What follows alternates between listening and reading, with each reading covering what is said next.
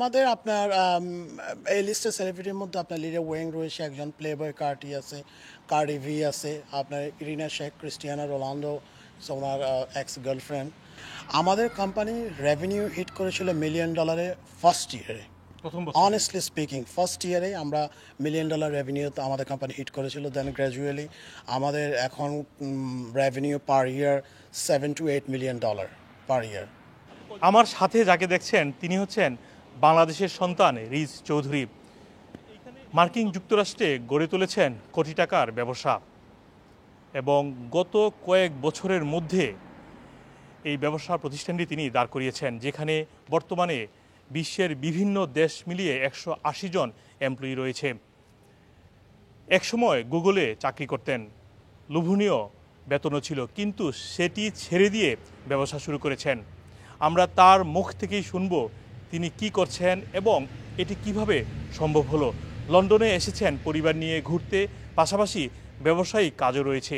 এ সুযোগে আমরা আপনাদেরকে জানাতে চাই সফলতার গল্প এবং তুলে ধরতে চাই আপনাদের মাঝে অনুপ্রেরণামূলক একটি অনুষ্ঠান হিসেবে। আমাদের প্রতিষ্ঠানের নাম হচ্ছে আইএনডি কনসিয়ার। আমার একজন পার্টনার আছে ড্যানিয়েল রড্রিগেজ।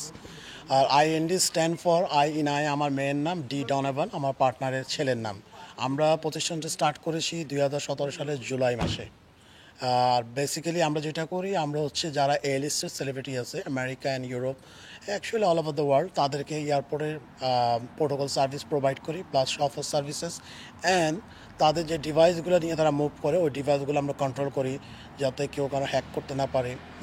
মানে সব কিছু তাদের ট্রাভেল ওয়াইজ, যারা যখনই ট্রাভেল করবে, যে দেশে যাবে, তাদের সব কিছু আমাদের দায়িত্বে থাকে। তার মানে তাদেরকে আপনারা কোত্থেকে পিক আপ করেন? হ্যাঁ, ওরা যখন আমাদেরকে আইটিনারিটা সেন্ড করে, তাদেরকে তাদের বাসা থেকে আমরা পিক আপ করি, করার পরে এয়ারপোর্টে নিয়ে যাওয়া হয়। এয়ারপোর্টে আমাদের অফিসের থাকে কাফ সাইট প্লেনের, ওইখানে রিসিভ করে, করার পরে সব ফাস্ট ট্র্যাক, দেন আমরা তাদেরকে প্লেনে উঠাই দিই।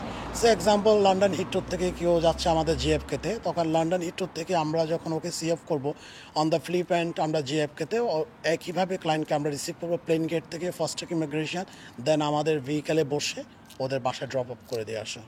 এমনি যদি দুই একটা নাম বলেন, আসলে এই পর্যন্ত কারা আপনাদের হ্যাঁ, আমাদের আপনার এই লিস্টের সেলিব্রিটির মধ্যে আপনার লিডার ওয়েং রয়েছে, একজন প্লেবয় কার্টি আছে, কার্ডি ভি আছে, আপনার ইরিনা শেখ, ক্রিস্টিয়ানো রোনালদো ওনার এক্স গার্লফ্রেন্ড। তারপরে আপনার আমরা জেলোর কাজ করেছি, আপনার নিকি ম্যানেজের কাজ করেছি।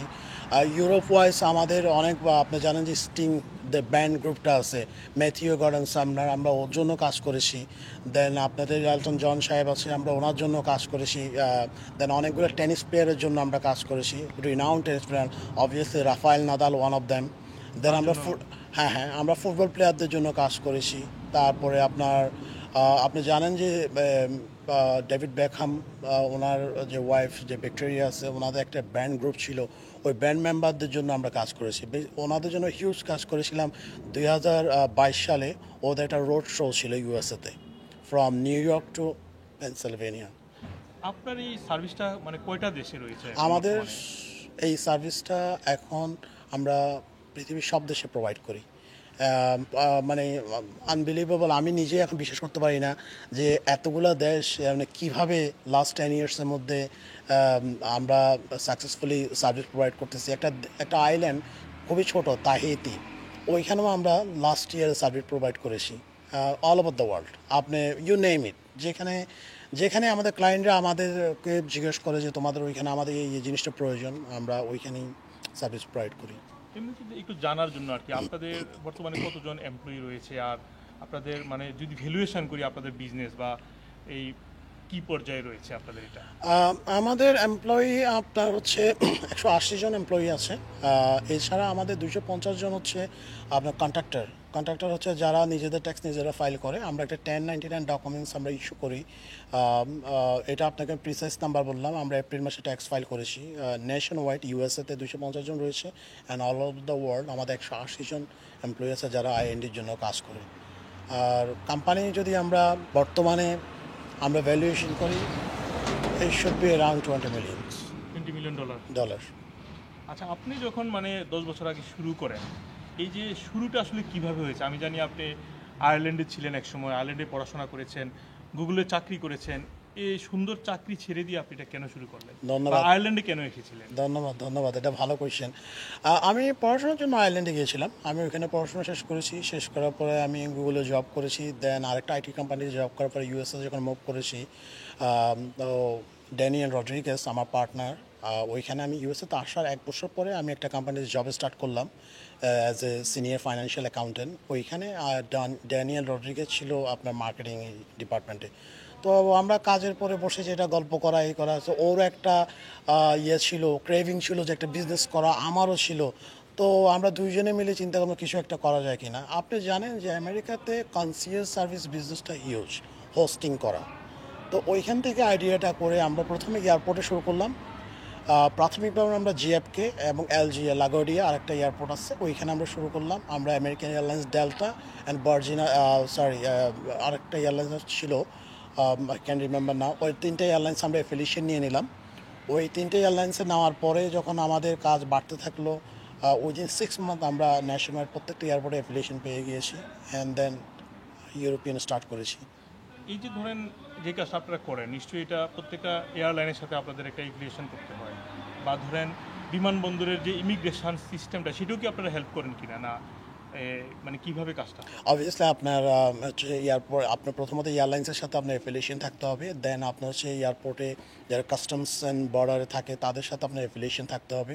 থাকার পরে যে ব্যাপারটা আপনাকে আমি একটু খুলে বলি আমাদের তরুণ প্রজন্মের জন্য, যেটা হচ্ছে যখনই আপনার একটা আইটেনারি আসবে, আসার পরে আমরা সেটা এয়ারলাইন্স থেকে অ্যাপ্রুভাল নিতে হয়। দেন আমাদের হচ্ছে কাস্টমস থেকে বর্ডার যারা থাকে তাদের থেকে অ্যাপ্রুভাল নিতে হয়। ওনাদের কাছে ডেটাগুলো আগেই থাকে।